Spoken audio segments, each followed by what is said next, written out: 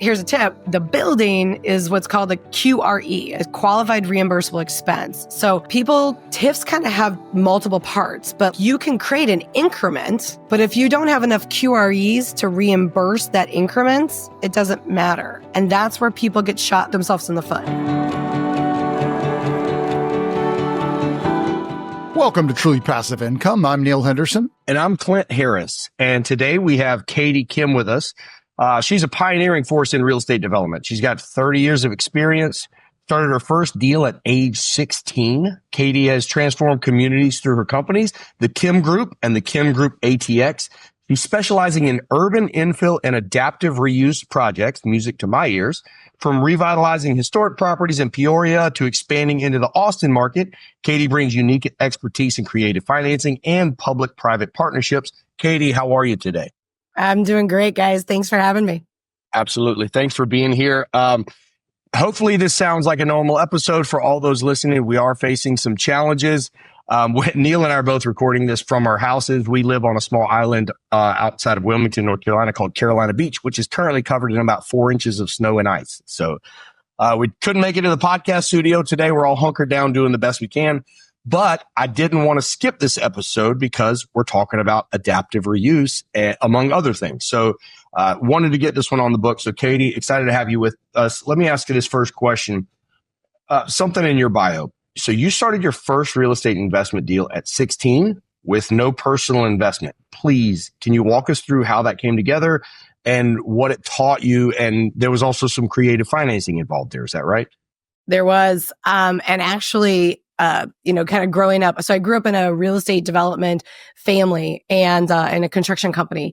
And we're always looking at deals and looking at how do you, keep more money than pay the taxes and pay everybody else. And my mother was structuring this deal. It was a 3-party deal where she needed to sell. She was going to buy land and then she was going to sell off a parcel of it. So it's a little more complicated than people's first typical deal.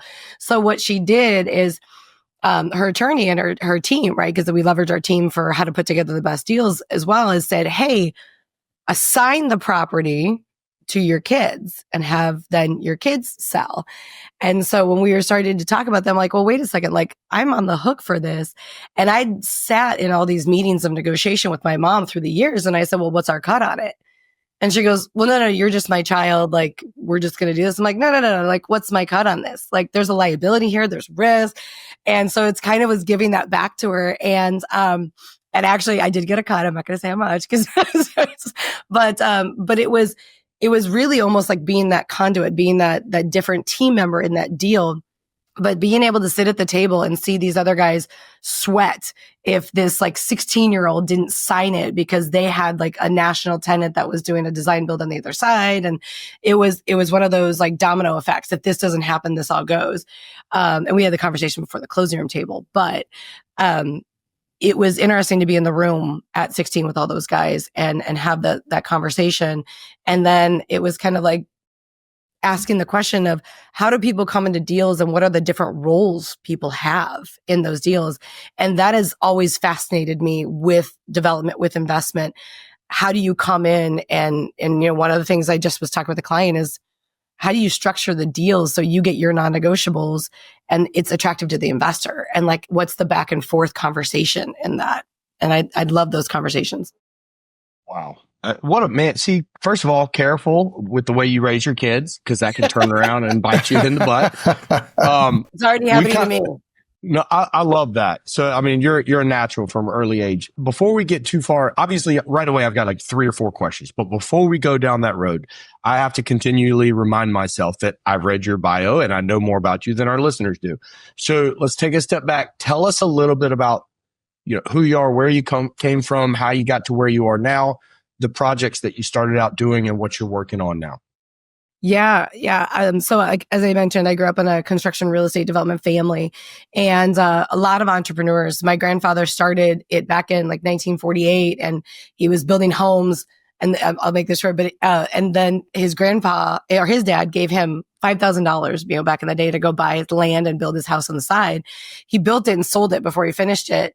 And his boss came and said, well, imagine what you could do if you did that full time. And he's like, you're right. And he quit the next day and he launched our family construction company and development company. And he built like industrial parks. And he was really a visionary in bringing everybody into the table and thinking outside the box. And so then, I say it genetically, it just kept going. But I grew up, I was a victim of child labor law. I would go to soccer practice and then like build walls or, go to volleyball and then be shingling a roof. I actually shingled a roof with my dad in an ice storm one time. That was fun. And then, like any kid, I was good in math and science and I didn't want to take over the family business. So I went pre-med into college. And then I actually came out with a computer science degree and I went to work for a tech company, a global tech company called Accenture. And I got to work in the research and innovation department. So I get to work with technology 3 to 5 years to market and find strategic profitable solutions and implement them. And that's as fast as I can say without putting you to sleep. But I loved it because it was that entrepreneurial mindset, right? It's going into a company, finding a problem. How do you structure it? And really looking at it, not from only a code standpoint, but from a profit standpoint. How do we make this profitable? And so I got to work all over the world, China, Amsterdam, London, tons of places throughout the US. And then I went to work for, a startup company that got bought out. And I was like, okay, so I've done the corporate, I've done the startup. Now what's my next step? And my parents were like, do you want to come back and run the family business? I'm like, no, I don't want to leave Chicago. And after much discussion with my husband, we decided to, but with the deal of teach me how to do the development deals. Cause when I graduated college, I moved to Chicago, I bought my condo. Then the next year I did the next deal. I took some of the equity out of my condo, down payment for next one. And I kept buying a property a year. And so that kind of built up my passive, if you will, there. And I wanted to figure out how to do the development deals because that's where the real money I saw was. And so that was our deal. And we went back home. I ran the construction company for about 12 years and then basically found that I wasn't fulfilled. Like it's interesting because I feel like in your 20s, you just want to learn everything. Your 30s, you want to kind of define it and you're just realizing there's something else missing. And that's when I launched our professional service division for the Kim Group, where we did developer for fee, where people who want to do a project can come hire us to handhold themselves through the whole development project, as well as the capital stack, the construction site. I mean, everything from beginning to end.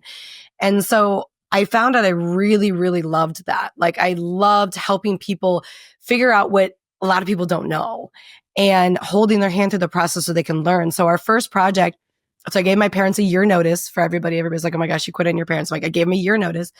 And my first project was a 1861 German bakery that we expanded them into 3 times the space for 1.5 times the cost. And we did roughly about a $5.5 million deal where the owners only put $50,000 in and our investors got 353% return over 4 years. And we only had $1.8 million of bank debt and we filled the rest of it with economic incentives and tax credits and returns. And so that is where my nerd computer science brain goes to like structuring those sources and what works. Cause we had a lot of investors that said, hey, we want to invest in property. We want a good return, but we're getting killed on taxes, Katie. Like we're high earners. We're not active real estate investors. So we can't qualify for certain things. So we went to work of how do we put together the structure where you get more of the tax breaks of real estate than your typical share. Like you get your unfair share of that. And we leased up the building because we had some other tenant spaces. We leased it up before construction. And after that, it was just really like word of mouth referral and, hey, you got to meet Katie or you're thinking of this, like have Katie do it. And, we went to the developing the vacant gas station lot at the corner, which everybody has them in their towns, and really just changing the game and thinking outside the box. So from there, it just kind of caught on and we just launched our development community where we teach people now how to do that and hold their hand through the process. Man, you're singing our song. Anil, I'm purposefully keeping my trap shut to let you get 1 or 2 questions in before I take up the rest of the hour. So shoot your shot. Now's your chance. You go ahead for now. I had one, but it's now gone right out of my head. So I'm taking notes. I'm taking notes over here. I'm almost out of crayon. I'm going to have to get a new one. So So listen, there's two things here that I am really interested in us diving deep on, because it's subjects that we haven't really gone deep with many other people. And obviously, number one is the urban infill and adaptive reuse. Again, that's what Neil and I do. We buy old vacant big box retail buildings, usually in the middle of small tertiary and secondary towns around America, old textile mills, grocery stores, bottling facilities, Kmarts. We convert those to storage. So we have a very niche down, kind of a pigeonholed, like, hey, let's turn that into storage. And it's like, we do one thing and we do it really well. But within the adaptive reuse space, there's so much room for creativity and to do it in a way that provides value for the developer and the investors, but also for the community, is that it really, really can be a win-win. So I want to talk to you about the urban infill and adaptive reuse. And then after that, I want to circle back that those really creative deals that are creating economic, a windfall for that community, a lot of times comes with incentives. And the town is ready for somebody to do something with this property, and they're willing to bring bargaining chips to the table to make that work, right? So we can blur those lines if you want to, but I'm really curious to hear about where you stand with the adaptive reuse, some of the types of projects that you've done. And really, I'm curious to see where you think the opportunity is in that conversion space or that adaptive reuse space over the next decade. I mean, we've got tens of thousands of pharmacies coming up that are vacant on amazing street corners throughout the world and like throughout the country. We're probably going to have gas stations popping up over the next 10, 15 years as we switch to more electric, and everybody leaves their house with a charge in the morning. So without leading the conversation any more than that, like, where do you see the opportunity, and what's the low-hanging fruit for you in terms of that adaptive reuse? So that's a lot. I was like coming to all these different answers when you were going through. So I think the real incentive is going to be urban infill going forward, because if you look at a lot of our cities, we have an aging infrastructure, and usually that aging infrastructure is downtown. I'm talking the sanitary, the water lines, that it actually costs the community a lot of money to upkeep and to maintain. And a lot of times you're seeing this flight from downtown to, like, I call it like the greenfield sites, right? Where it's easy in a sense of like, I know what's in the ground, I know where I'm going, but it's not the best use for a city as they grow, and you start to see these downtowns be vacant, like the corners, the squares, and we're actually working with a bunch of municipalities here in the Texas Triangle just on that. Like, how do we activate our downtown versus activate our interstate exit? Right? Because you have all the big boxes going there. And so what I see the value is trying to figure out how you meet property owners where they're at. That's the first one, because a lot of people have either owned these properties forever. They still think it's worth $1 million, even though it's falling apart and there's internal water features and all that good stuff. But they also are not educated in the game. And so they don't know how they can maximize their return and still either stay in the game or like change the game. And so that's like a whole different mindset. Like with the corner gas station, the village actually came to us and said, "Hey, Katie, you did the bakery deal.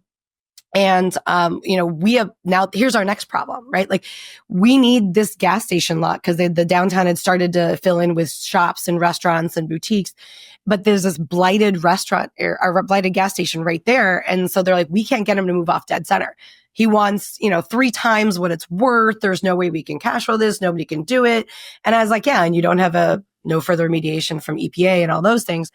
So we worked with them to say, hey, you guys control this. Let's make an offer. You guys control it. Take your business development fund and contract for deed it. Control it. Don't buy it. Control it. And then you start to advertise it for other developers. And we did. We were able to do it. And we had a client that wanted to go there, and we bought it from them really with no money from my clients. And basically all the cost of the land got paid back in sales tax. So our clients really didn't pay for the land technically in terms of a cash equity in. They paid for it by producing a development that then provided the tax incentive, the sales tax to the municipality to pay for the land. So I think those types of creative deals are what is urban infill. So you got to have a little bit of a brain for like an if then else. And when we talk about urban infill, we've gone into small, like I say, like satellite communities where they have like a really dense 2 to 3 block downtown.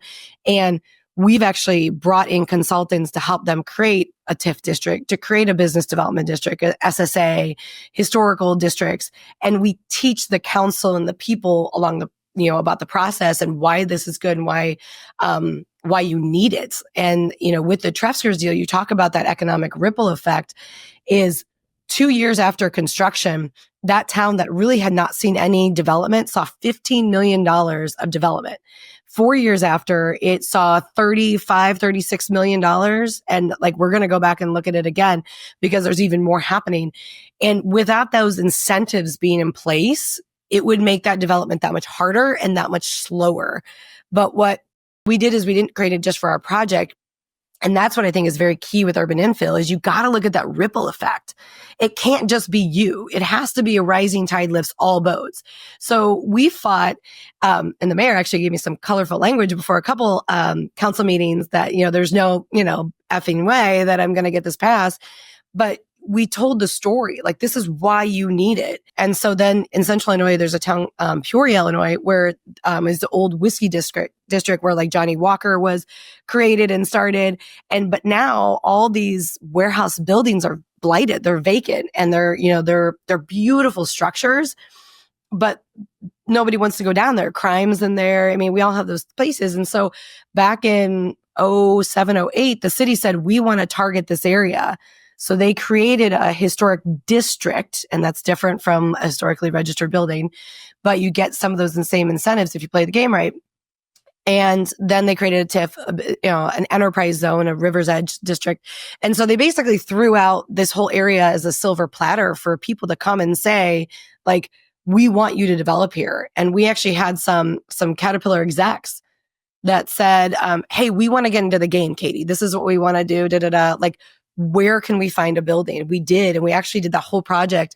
They're in Poland for part of it and Japan for the other part. Like, so we did the whole project with remote. And it got leased up. There's a first floor commercial space leased up during construction. And then the 18 other units were leased up within 45 days. So if done right, you create that demand, you create that ripple effect, and you get those incentives into the project to make it structure. So, we've done my favorite one that we're doing right now is a P3. So it's a public-private partnership. And these are great opportunities in communities because basically you can do P3 of like a new building, like a lot of people do it for like sports complex or civic centers and stuff like that. You can also do it for an urban infill as well. So the Park District received basically the Department of Transportation headquarters, which was a 7-acre campus, back in 96 for $1. And they're like, well, what do we do with it? We're the Park District. Like, we don't need this fortress of garages and offices and stuff. And so, driving by it as a kid, I was always like, somebody do something with this. This is in the prime location, great traffic count. Like, it's killing me. And so when the Park District president said, hey, Katie, I want to get your thoughts. Like, let's walk through this building, which is like, for me, that's like taking me to like a candy shop. Like, it's like a kid walking in a candy store. Like, what can we do with it? How do we think about it? And we ended up putting together a deal where they come into it. And we developed it out into offices, micro suites. We did a food hall, coffee shop, and it backs up to a 18-hole golf course that got abandoned to a park. So now we have a running trail, and it's, center of the city. It's prime real estate. And, we didn't pay $1 for the land. So those are, I think, the opportunities is to see what, like you guys do, right? I mean, you're going into like the Kmarts and to those vacant big boxes. We're seeing a lot of people add on services to them as well, like add on a coffee shop or add on a kids gymnastic area. So, right, like come take your kids to gymnastics and get your stuff in your storage or get it out. So I think those are where it's going to be. I definitely see we all need to be paying attention. Whatever your political party alignment is with the new administration comes new rules to the game. And we got to pay attention to that because, last time we had opportunity zones, and that was a game changer for businesses and companies. And that, I think, is going to be one opportunity that we all need to be like, is this going to get extended? I really hope it does, because I don't think people had enough time to understand it the first time. So we did a conference. We brought everybody in from the community. We brought in Hush Blackwell attorneys, and we had an opportunity, an OZ Fest is what we called it, and open bar. And they were like, every time you say opportunity, you gotta take a drink. And it was a pretty good time. It's a pretty good time. A lot to unpack there. Yeah, sorry. I get so excited. No, fantastic. I want to kind of restate some of the stuff you said. So for the listeners like me who are maybe not so smart and not so in the commercial real estate and development space, understand kind of some of the key points that you made. One is the opportunity of urban infill is there because these cities they've got all the existing infrastructure there. Now these buildings have gotten old and, ugly, and, people don't want to necessarily go there anymore. And the businesses have kind of, moved away because they keep kind of going for that urban sprawl because, we can build something brand new on the outskirts of town. Well, what happens there is that now they have to bring in all that infrastructure. They got to do the rezoning. What you're able to do is go in areas it already has. That's the reason we go for storage the way we do. We're not having to spend 3 years re-entitling the land and bringing in all the infrastructure. It's already there in place. We've got the bricks and the sticks. It really just needs to be cleaned up and readapted. On top of that, you're able to, you're going to these cities that specifically have redevelopment funds or redevelopment plans. Sometimes, maybe not. Sometimes not. Sometimes we have to teach them like what this is. Gotcha. And then you're also having to have conversations with the owners of these old nasty buildings and explain to them, listen, this is it's not worth maybe what you think it is, but it still has value and we can buy it. Are you then creating some sort of part aside from just like buying it and moving on? Are you trying to sort of negotiate with them to stay in that deal in a way?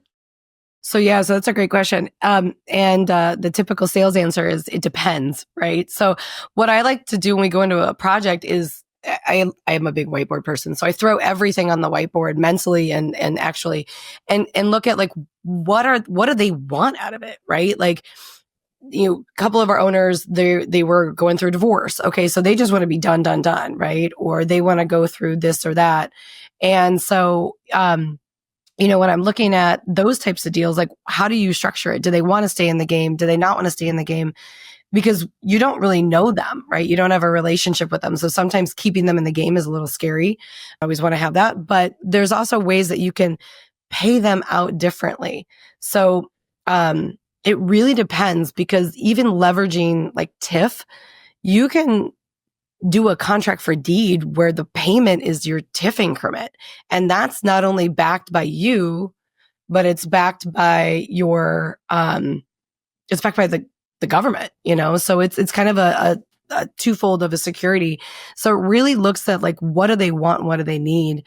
And sometimes skipping over their building and going to the next one and creating that FOMO is part of it too.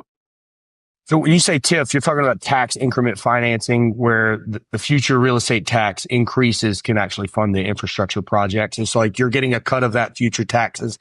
That's a kickback for that individual property, and you're using that potentially as a payoff to the property owner, which would that make it not a capital gain for them, which keeps it non-taxable, or am I thinking about that the wrong way?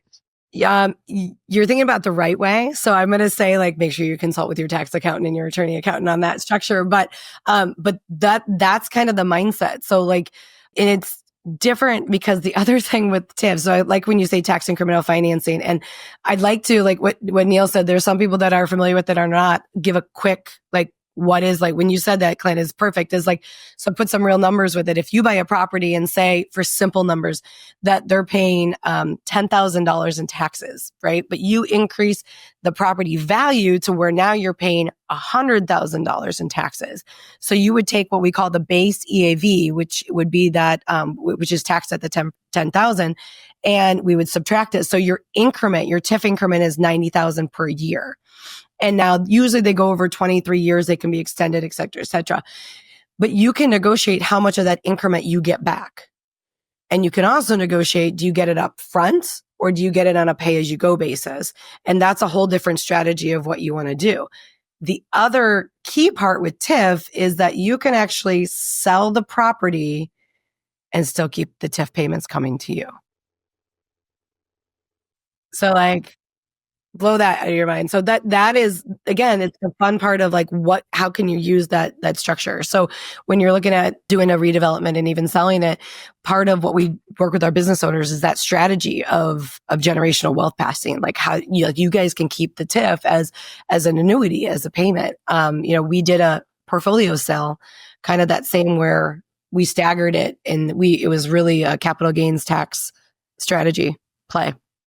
I'm making an assumption that conversation about the TIF coming as an annuity in the future probably needs to happen very early, like before you do the adaptive reuse project, because after you do it, why would they give anything up, right? That is like, hey, I'm going to come in and we're going to add all this value. We're going to increase this basis, and that's going to have all these ancillary benefits for the community. I know I'm kicking this basis up this much. I'm willing to do this property, but you need to be a partner on this property and bring something to the table. And what I want to negotiate is this chunk of this TIF continuing to come to us in perpetuity or for a certain period of time.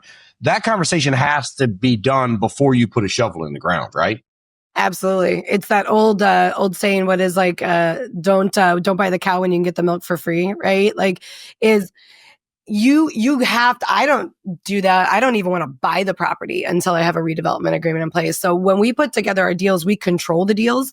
So we have a checklist of 20 contingencies that we have to have confirmed in an LOI till we go to contract. And that's 20 because we want to look at all the incentives and we want to look at zoning, all that stuff. And really when you put together that package up front, that's what we do is do a strategy, do that pro forma, do those projections of we're assuming that the building itself is going to evaluate here. The business is going to generate this sales tax because I want to show the community everything they're getting from this development. It's not just property tax. It's sales tax. It's ancillary people, right? If you're doing an office building, these people are going to then go out and eat somewhere, right? So you got to tell that story, but you want to get that 100% agreed to, voted on, recorded, and then close on the property and start. Because if you're using it from a financial stack standpoint, the bank is going to want to know, how much revenue, and you can use that in your debt service cover ratio. You can use it in your cash flow when you go for financing. So like we do one whole module on how do you structure the deal and the timing of it. Like how do you have it where a Trusker's deal that had 8 financial sources. So 8 people had different terms and conditions that, if one changed, we had to go back through the other. But again, it allowed those business owners to own that building with really a $50,000 investment in, and the investors get the return they want. So, I mean, it's a game changer if you have the patience, the time, and you have a team that can help you structure that and go forward. But yeah, you gotta don't even buy the building, because here's a tip. The building is what's called a QRE, a qualified reimbursable expense. So TIFs kind of have multiple parts, but like you can create an increment, but if you don't have enough QREs to reimburse that increment, it doesn't matter. And that's where people get shoot themselves in the foot, is you got to make sure that QRE is defined. So there's a couple ways to get around it, and not to get too much in the details. You can have certain agreements that accelerate that and will qualify it. But a purchase of the land is a QRE. Katie, I want to ask a selfish question here, as all my questions tend to be. So a lot of what we're talking about, it's funny. I remember the first time that we bought a Kmart and we converted it to a self-storage facility. When I saw the final valuation, it was a light bulb moment for me. And over the last 3.5 years, we've bought 2 Kmarts, 3 warehouses, 2 textile mills, a grocery store, a Sundrop bottling facility. Right now, we got a carpet factory and a boot factory that are under conversion.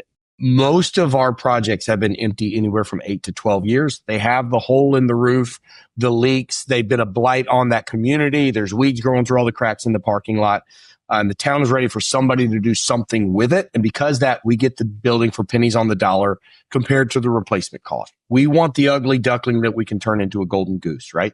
And so we really love the value add creates so much forced depreciation that we can recapitalize by way of refinance, keep the asset, let it continue to cash flow. We have done 2 qualified opportunity zone projects, but frankly, it was really hard to educate ourselves on because nobody's gone through the full cycle. And it was really hard to educate our investors on because people putting capital gains on, first of all, 10 years is a long time.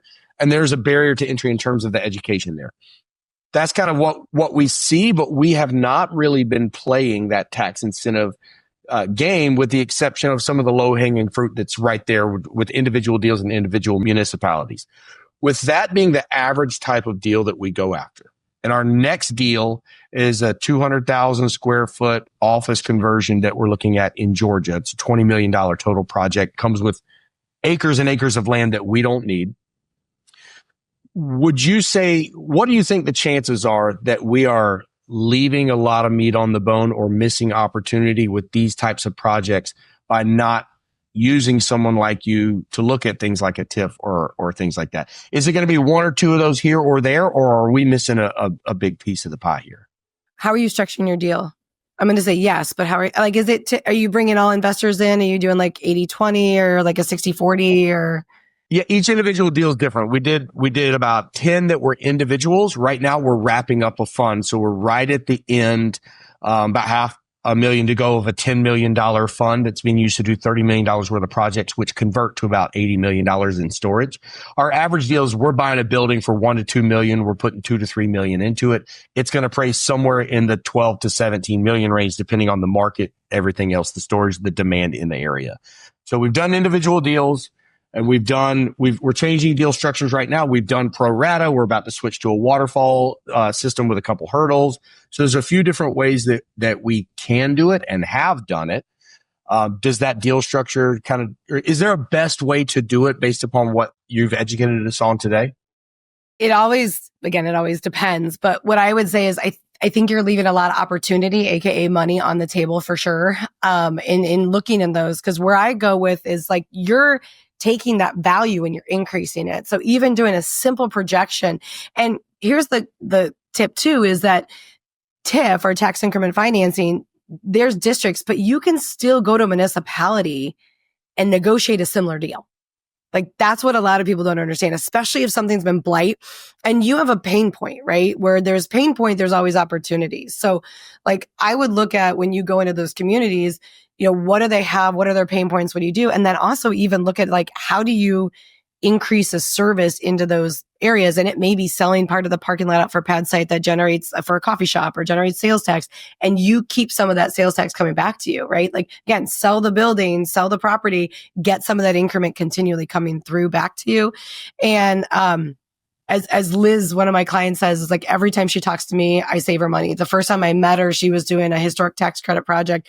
In the middle of the project, we were over breakfast. I told her about 2 things she needs to make sure she's doing, and it made her $350,000 just over breakfast. And it's just knowing those programs and how to structure it. A lot of people are leaving money on the table that can then compound and give you, again, a better tax structure. It can give you better, tax strategy. It can give you less money that you have to raise. And it can also help bring the community into your project as a partner, which is invaluable. I mean, like it is amazing as to how you can go in and do that. So, I mean, because there's also like facade improvement grants where you may not worry about it, but you're like, toss it in there for doing it, right? Like there's green incentives, there's PACE, there's all these different types of incentive programs that you don't have to necessarily use your money or other people's money. You use the money that the government has. And one program, this gets me fired up every time I talk about it, is it's an EDA grant and loan program that the cities have at their local level that if they use all of it, like if they give all of it out, they go back to the federal government and they replace it because they want to incentivize them to get the money out. And the city is like, nobody's used it. Well, we emptied it. Like our clients emptied it. We're like, no. If we can get more from the feds into local, like let's go. And so I would say, yeah, there's a lot of opportunity on the table. So I have 2 questions out of that. One is, most of these tax incentives that you're talking about, are they on the local, state level or the Fed level? And then 2, how do developers engage with you And what does that relationship look like? The first easy one is, how do they engage with me? One, they can hire us as a consultant for the project. They can come to our real estate development academy and just learn if they don't have a project and start to ask questions. We have weekly calls. They can pick my brain on that as well. A lot of people want the consultant if they have a project, right? Because they want me to dig in. They want me to research and look in it and really start to structure how it is. And I always warn people, my brain's a really fun, scary place sometimes. And people are like, wait, I didn't know you could do that. When you talk about where they are local, there's city, county, state, and federal. Okay. So all those have different programs and they all have different games. Now, if you go into your EDC office, I always warn people about this. Like if you go into your EDC office and say, hey, I want to do a project. I want some free money. They're going to be like, we don't have any free money. Well, no, you got to play the game. Right. But here's the thing. You guys with what you're doing are already playing the game. Like now you just need to get some kickback from it. Right. Like, and so like at the state level, so let me go local. Like local level, a lot of times you'll have a TIF, you'll have an enterprise zone, you'll have a BDD and SSA, the different programs. We have Chapter 380 here. Like there's different programs and different calls, but a lot of times they're attached to a state certification or a state zone or allocation. So they kind of play hand in hand. The state also has a bunch of different economic incentive money to come in, especially if you're looking at different uses coming into like a medical or retail or R&D is going to be a huge opportunity, especially as we saw the $36 billion tax credits.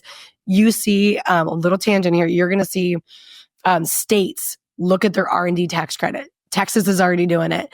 Texas has a 5% R&D tax credit. California is 15%. And I was at the Hayes Caldwell EDC meeting a couple weeks ago, and they actually said that China has a 200% tax credit. So like their government is paying people to come and do it. So again, follow the money. So I think that's going to be a huge opportunity coming down, especially when you look at big boxes and AI warehouses and all that stuff. But when you go to then the local level is where you start to build those relationships. Like, here's what I want to do. Here's where I'm coming in your community and asking the questions like, what is your need? What do you guys need in the community? Where are your pain points? Where are your growth points? And then go to the county. A lot of times the county will help at the state level and county level. They'll help companies like restructure for bankruptcy and do deals like that. And so we actually had an opportunity in Peoria County that we had Keystone. They actually filed for bankruptcy and they got some money from the state. Well, nobody thought the money would be repaid. Well, it was. And so they didn't think it would be repaid. So when they did the whole agreement, they said, if you ever pay this back, we're going to put this funds into economic development. And that was all the conditions the money had. Well, in conversations I had with people, I was like, wait a second, we have $12 million sitting in a bank account that we can leverage. So we went and we asked for a lot, but they said, hey, we're going to make sure now that this cat's out of the bag, we're going to make sure we limit it. So they did a max of $600,000 at 4% interest, 10-year note over 25-year AM.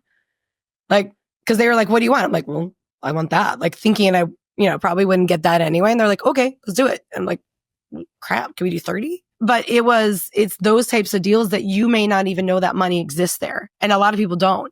And then at the state level, there's a lot of programs to help bring businesses into the state and do the different developments in blighted areas. And then federal has the same thing, like historic tax credits. To basically, historic tax credits, I had to really learn because I was like, I don't get it. Where they say you have a 25% tax credit and then a 20%. So basically I can get 45 cents on the dollar back as a tax credit for a project I do in a historic district as long as it qualifies and goes through the process. They're like, yeah. And then you can actually sell those tax credits to somebody to bring that money into your deal, or you can pass them along to your investor. And we've actually done both on different projects. Wow. Katie, let me ask you this. A lot of what you're talking about today is new to me, right? I think I get most of it. Some of it I think is probably flying right past my head, but it brings up the question of education and the burden of education on the people that you're talking to. And a lot of the clients, I'm steering this to us because this is just where my head goes. You're not going to find us in a Charlotte, North Carolina, but you will find one of our facilities 15 miles away in Gastonia, North Carolina, because we follow the population data. And we're having this population movement of significant amount of the population, especially younger millennials, pushed out of the more expensive urban markets into these suburban markets. And these secondary and tertiary markets are having massive growth. And there's great adaptive reuse opportunities for the old textile mill right downtown, or in Gastonia, it's an old Sundrop bottling facility, 70,000 square feet that we converted. So because that's our market, we're pushed out into the secondary, even tertiary markets. Yes, they're experiencing growth, but these are towns that are just on the cusp that haven't really changed in a long time. With what you're talking about and the opportunities and creating these deals, how much of this comes down to your ability to educate? Like, is this a language that all of these people in these smaller markets are speaking and we just don't know about it? Or are you bringing this to them and it's more of like a, hey, let me help you be really good at your job. This is what you need to know kind of thing? It depends. It depends who's on staff there, to be honest. A lot of times, if it's somebody who has been an EDC person in like a bigger market or has done it, like TIF enterprise zones, business development districts, a lot of them know it. They just don't know how to use it, right? It's like having a car without gas, right? Like I know I can drive it, like, but it doesn't go, right? Or like, and maybe it's a bad analogy, but like that's where a lot of people have the tools, but they don't know how to use it. So some of it is educating them. Some of them times we'll go in and do a workshop. Sometimes it's literally having the conversation. And now since we have so many case studies of doing this in other, towns, we're really putting that education together in like hey, watch this 30-minute video on this project and see what happens. And we actually have the EDC and the mayor and like our banker and the architect, everybody on that video being like, this is what we did. This is great. This is good. We actually help them bring in consultants too, if they don't know how to do it and they don't have it set up. So it is an education and it is going in there, but you'll be really surprised, especially when you're looking at that tertiary markets, that they may already have some of these in place, or they may have wanted to be putting some of these in place, but they don't have a project to kick it off, because you don't want to start a TIF district and start that 23-year clock turning if you don't have a project. So they may be poised and ready to go, but you may not be asking the questions. You may not be presenting the project properly to them to be able to kick that off, to be the catalyst for all of it. I need to kind of bring this back to our audience, because Clint, like right now you're speaking to an audience of about 4 right now. And I want to keep our audience in mind is you have mentioned that you've done deals with investors before, correct? Yep. How does that typically look for the investor, for the passive, like the completely passive LP investor? Yeah. My answer is going to be, it depends. So, it goes to where our investors' needs, but like the Trafficers deal, like I was talking about, the bakery couldn't pay a market rate rent because we were going into rehab, and that's like 3 times the cost of going into a new. So we gave them a guaranteed, which I hate guaranteed returns, but we gave them a guaranteed compounding. So if we didn't pay it out, it would compound of 4.8% cash on cash. We gave them double the depreciation allocation for their share. We gave them double the interest write-off for their share of ownership. And then we gave them a guaranteed buyout in 5 years at a certain price. And so that was really complex for our investors to understand. And the best challenge for me is always tell me I can't do something, because then that's the only thing I want to do. And I went to our CPA and I said, because I had a financial advisor that's like, Katie, this is not as good as a deal of 10% going into the stock market. I'm like, oh my gosh, are you kidding me? Like, this is so much better. And so I worked with our CPA and I outlined it like over 5 years. And it was a 1-pager of like, if you put 10% of, put your money and you got 10% return in the stock market, no appreciation. And again, no appreciation over here. What does it look like? That one sheet literally filled this offering within like a week of meeting people. They got it. And we had some investors come back and be like, no, my accountant says like, I need to double down on this. And that was one. Another one, we did a simple, like a pref, like they get the first 8% of cash flow after we get, I'm a safety girl. I like to have contingencies when you talk about waterfall client. Like I have a reserve 1, a reserve 2 in my waterfall. And a lot of my investors like that because they know that it keeps the project healthy. And we walk through it. It's section 4.3 in our agreements all the time. We will always walk through that with our investors. One of the ones we did for Keller Station, which was a public-private partnership, we had one of our investors say, hey, Katie, I love this deal. I want to invest in it. I'm going to die, because he was older. He's like, I'm going to die before like we sell this property. And so we actually did 2 investment offerings on that. That was the first time we ever did 2 different offerings for investors. One was your typical equity in, you get a preference of the first 8%, you get some equity kicker, depreciation write-off, interest write-off, pass-through, et cetera. And here's the interesting part is when you use those incentives, we took out the historic tax credits from the projections for one reason. The numbers looked too good. And I say that like, one of my main partners, Mike, I was, when I get something in my head, I had to talk through it. And I go, hey, where are you at? He's like, I'm at home, about to have like my sister's baby shower, I think it was. I said, I got to talk to you. And he goes, why? I'm like, these numbers don't seem right. And he goes, what do you mean? I go, they're just too good. He goes, oh, that's a great sales pitch, right? Like, but we actually decided to take him out of the deal because it was unbelievable. And then the other stock class for my older gentleman, was basically like almost a hard money lending kind of a loan type of structure with an equity kicker. So they get a guaranteed interest rate paid out on a quarterly basis, and then they share like in an equity kicker. So we really looked at like what our investors need. What does the project need? What are our non-negotiables? And then put together the structure accordingly. So I don't think we've ever done the same structure twice. This strikes me as a classic who, not how situation where I don't need to know how to do everything you just talked about. I just need to know who I need to talk to that does. And so this is a podcast episode, which we need to start wrapping up because we've gone over. But the reality is you just allowed us to record our first consultation call with you, of which I know that there will be more. So thank you for that. In the interest of time, I am going to wrap it up here. But Katie, Kim, thank you so much for coming on. I really appreciate it. Really appreciate your time and your education. I can tell you're very good at it and that you're very passionate about it. So for my sake and for the listeners' sake, if anyone wants to connect with you and look for ways that you guys can work together in the future, what's the best way for them to do that? Best way is on our website, katiekim.com. It's KATIEKIM, real simple. And follow us on social media because we do knowledge nuggets and money math. So we want to educate people. And that's outside of our community as well. So we want to educate them on the process. Love that. Well, thank you, Katie, so much. I really appreciate your time. Likewise. Thank you, guys. Thank you so much for listening and watching the Truly Passive Income podcast. If you liked the show, if you think it would be useful for someone else, the greatest compliment that you could give us would be to share the episode, leave a comment down below, or leave us an honest review. If you have any questions, don't hesitate to let us know down below. And remember, with truly passive income comes freedom of time, place, and the freedom to pursue your higher purpose.